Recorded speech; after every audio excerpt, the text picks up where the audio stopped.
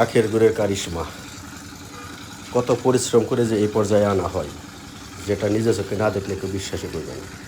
আখের গুড় তৈরি করতে অনেক পরিশ্রম, কিন্তু লাস্টে যখন গুড়ের কালারটা গুড়টা সুন্দর হয় তখন সমস্ত পরিশ্রম সার্থক মনে হয়। যে কারিগর অনেক পরিশ্রম করে এই গুড় তৈরি করে তাদেরকে অসংখ্য ধন্যবাদ। তাদের এই পরিশ্রমের কারণে আমরা অরিজিনাল গুড় গ্রাম অঞ্চল থেকে পেয়ে থাকি। এই গুড়ের মধ্যে কোনো ভেজাল নাই, একেবারে অরিজিনাল, নিজের বাড়িতে তৈরি করা গুড়, খুবই সুস্বাদু।